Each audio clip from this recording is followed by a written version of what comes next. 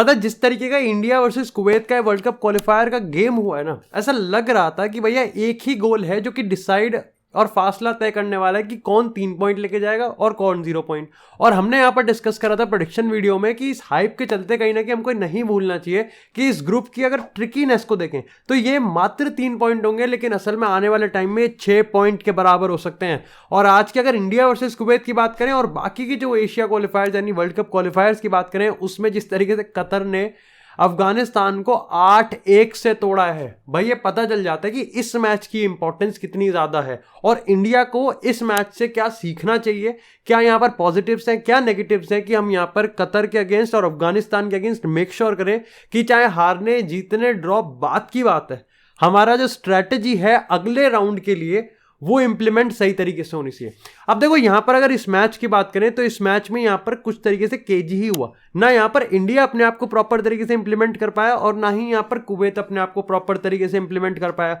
Yes, यहाँ पर कुछ चीजें ऐसी थी जो कि इंडिया इंप्लीमेंट करने की कोशिश तो कर रही थी, लेकिन ऐसा नहीं है कि यहाँ पर कुवैत के पास उसका जवाब बहुत बढ़िया था कि यहाँ पर इंडिया की टैक्टिक्स को बिल्कुल ही काउंटर किया जाता, बल्कि हमारी एग्जीक्यूशन में यहाँ पर थोड़ी सी दिक्कत थी। जैसे अगर पोजेशन के साथ दो चीजें जो कि मेरे को काफी ज्यादा खटक रही थी, पहली चीज तो ये है कि उन पोजीशंस पे जहां पर आपको थोड़ा टाइम चाहिए वहां पर टाइम नहीं, जल्दबाजी दिख रही थी, और उन पोजीशंस पे जहां पर आपको टाइम नहीं लेना है वहां पर टाइम ज्यादा ले रहे थे। वो यहां पर दिक्कत की बात ये हो रही थी। अगर अटैकिंग सीक्वेंस की बात करें, जो हम 1-2 पासिस खेलते हैं और ईगल्स मैच की ब्रांड ऑफ फुटबॉल की बात करें तो हमारा 1-2 पासिंग की जो एक खूबी है कि उससे हम यहाँ पर किसी भी डिफेंस को खोल सकते हैं। और उसके बाद चाहे हम सुनील छेत्री की बात करें, महेश या फिर मनवीर सिंह की बात करें, उनके यहाँ पर गोल स्कोरिंग अपॉर्चुनिटी और एबिलिटी को यूज करके हम गोल स्कोर करते हैं, ये हमने देखा है बार बार। लेकिन आज के गेम में ये चीज इतनी प्रॉपर तरीके से हो नहीं रही थी। अब देखो, हमने यहाँ पर प्रेडिक्शन वीडियो में बात करी थी किस तरीके से चांगटे को बेंच पे बिठाना एक टैक्टिक्स है और कुछ नहीं,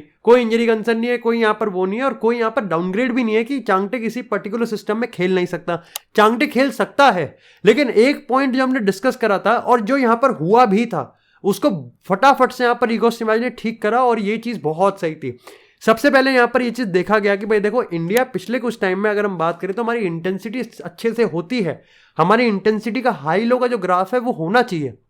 आपको पता होना चाहिए कि आपकी टीम लो ब्लॉक मिड ब्लॉक में कब बैठेगी, लेकिन आपकी टीम को यह भी पता होना चाहिए कि अगर वो हाई प्रेस कर रहे हैं तो वो कलेक्टिवली एक सक्सेसफुल प्रेस होना चाहिए। ये चीज इंडिया यहां पर लैक करती है सिर्फ और सिर्फ कंसिस्टेंट इंटेंसिटी में, यानी कि आप इंटेंसिटी को कितना मैच कर सकते हो और कितनी देर तक। और इंडिया यहां पर आज भी 55-60 के बाद यहां पर बैठ गई थी और वही रीजन था जब यहां पर चांगटे को इंट्रोड्यूस किया था। और चांगटे का इंट्रोडक्शन यहां पर जिस चीज की कमी थी इंडिया में वो चीज को पूरा करता है। हमारे पास यहां पर एक कनेक्टिविटी मिल गया, एक आउटलेट मिल गया, एक यहां पर एक्सप्लोसिव विंगर मिल गया एंड डेफिनेटली उस बंदे के पास यहां पर आईक्यू भी है कि वो बाकी प्लेयर्स के साथ कनेक्ट भी कर सकता है। आज के गेम में सहाल की बात करूं तो डेफिनेटली सहाल ने अपने आप को काफी सारी उन पोजीशंस पे ढूंढा जहां पर हम चाहते हैं कि वो हो, लेकिन उसके पास जो 1v1 lack of explosion dribble वाली क्वालिटी है ना, उसकी वजह से कहीं ना कहीं यहां पर एक मौका छूट गया। जैसे सुनील छेत्री का जो पहला जो चांस बना था जो कि यहां पर ओवर द टॉप बार के ऊपर से निकल गया था, अगर आप उस पूरे सीक्वेंस की स्टार्टिंग देखो तो वो सहाल से ही आया था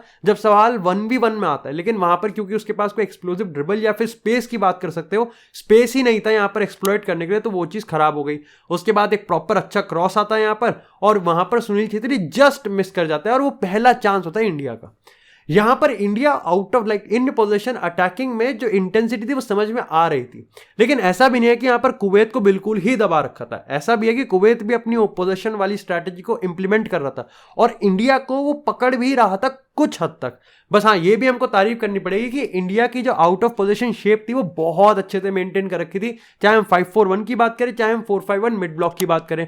लेकिन अब बात करते हैं जो बहुत बड़े रेड फ्लैग्स थे। देखो, आज के मैच में हमको ये नहीं बोलना चाहिए कुवैत अच्छी टीम है, कुवैत ने अच्छे गेम्स खेले हैं, कुवैत के पास इंटेंसिटी भी है, लेकिन कुवैत के पास आज कोई फायर पावर या फिर उन्होंने एटलीस्ट गुरप्रीत को यहां पर कुछ ऐसा टेस्ट नहीं करा था कि हाँ शॉट्स पे शॉट सेव हो रहे हैं।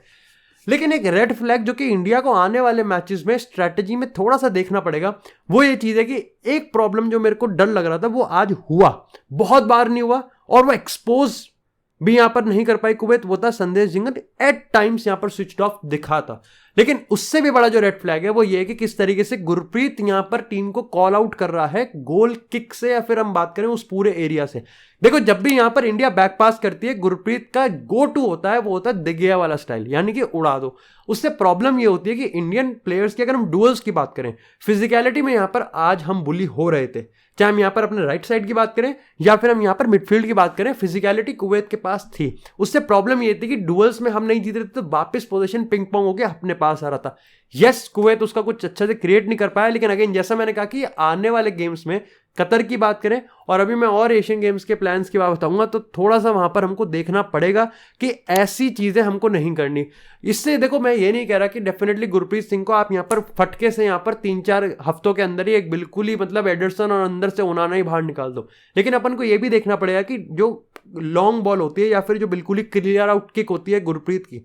वो किस एरिया में पड़ रही है, वो अपने ही हाफ में पड़ रही है, लॉन्ग बॉल जा रही है, और उस चीज को कितनी बार हम पिक कर पा रहे हैं। अच्छा, एक चीज जो मैंने और नोटिस करी है वो ये है कि इंडिया काउंटर अटैक पे अभी भी अच्छा खेल रही है, लेकिन बहुत ज्यादा इंडिविजुअल पे ब्रिलियंस अभी बहुत डिपेंडेंसी है। हमारे पास सीक्वेंसेस आते हैं, बिल्कुल आते हैं, जैसे अगर हम यहां पर मनवीर सिंह के गोल की बात करें वो सीक्वेंस आए, लेकिन बहुत सारे ऐसे फेल्ड अपॉर्चुनिटी भी दिखे, जैसे सुनील छेत्री यहां पर अगर गेट इन बिहाइंड का रन बना रहे हैं तो उस एक बंदे को ऑलरेडी 3-4 डिफेंडर कवर कर रहे हैं। ये सुनील सर को ही पता, लेकिन डेफिनेटली यहां पर अपनी टीम क्या करती है, उनको पिक आउट करती है और बॉल लूज कर देती है। हमारे पास अभी भी जो एक चीज नहीं है वो है कंट्रोल।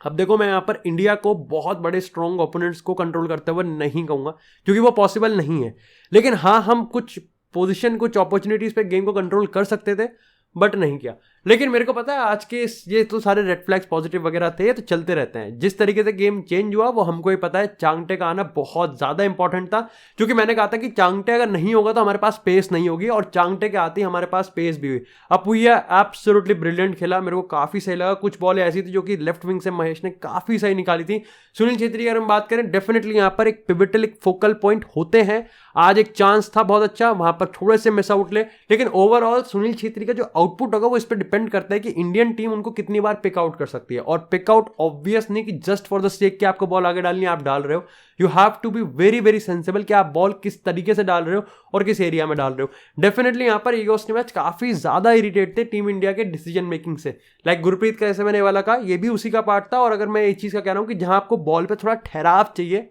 वहां पर आप बॉल को लिटरली यहां पर अपने ही हाफ में सेकंड, लाइक उनके हाथ में कुछ मैटर नहीं करता, आप बस डिस्पोजेस हो रहे हो। उस चीज से भी ईगोस मैच बार बार प्लेयर्स को इंस्ट्रक्शन कर रहे थे कि काम डाउन और थोड़ा सा देखो कि भाई किधर यहां पर स्पेस आपके लिए क्रिएट हो रहा है। ऑफ कोर्स इजियर था डन है, क्योंकि गेम का जो टेम्पो था वो काफी ज्यादा हाई था।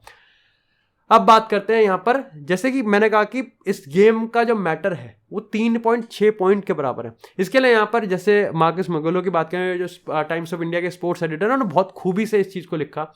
कि यस इसमें रेड फ्लैग्स भी हो सकते हैं, बड़े हाई लोज भी हो सकते हैं, बहुत पॉजिटिव्स भी हो सकते हैं, बहुत नेगेटिव्स भी हो सकते हैं, लेकिन हमको समझना चाहिए कि इन 3 पॉइंट्स की अहमियत बहुत ज्यादा है। 2022 के अगर हम क्वालिफायर्स की बात करें तो ओमान के अगेंस्ट हमने खेला था, और कहा जाता है कि ईगोस मैच के अंदर बहुत बढ़िया ब्रांड ऑफ फुटबॉल हमको देखने को मिला था, लेकिन हार गए थे।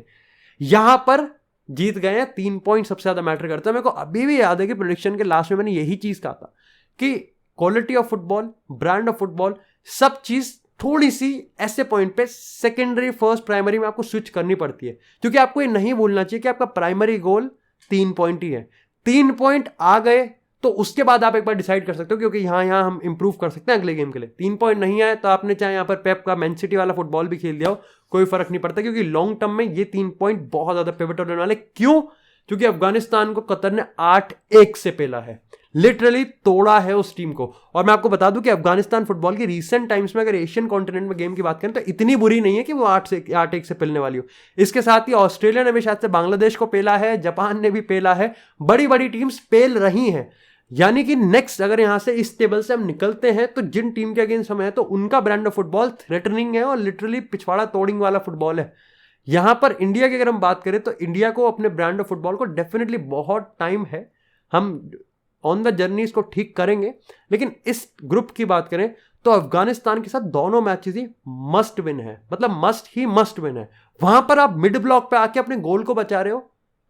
वो भी ड्रॉ पे 0-0 पे, वो नहीं चल सकता। वहां पर 2 पॉइंट मतलब आपने ड्रॉ कर दिया, 2 पॉइंट खा लिया, खत्म है खल्लास। कुवैत के साथ अगला जो मैच है वो भी 6 पॉइंटर है। कतर एकमात्र वो डबल लेग होगा, यानी कि कतर के साथ जो होम पे हमारा मैच है और अवे जो हम खेलेंगे, वो 2 गेम होंगे जहां पर मैं ईगो मैच को पूरी तरीके से फ्रीडम दे सकता हूं कि आप ब्रांड ऑफ फुटबॉल को लिटरली यहां पर गड्ढे में डाल दो और आप यहां पर हराम बॉल खेल के लेजिट भाई पॉइंट्स निकालो कैसे भी करके। Because at the end of the day yes, आप जहां पर ब्रांड ऑफ फुटबॉल इंपोज कर सकते हो और यस, आपको जहां पर एक रिग्ड गेम खेल के पॉइंट्स निकालने, इसमें बैलेंस बनाना पड़ेगा। और ये मैंने जैसे कहा था कि यहां से अपनी विनिंग विक्ट्री स्टार्ट होनी चाहिए, क्योंकि कप भी है, वर्ल्ड कप क्वालिफायर्स भी है और ब्रेक बिल्कुल भी नहीं है। जय हिंद।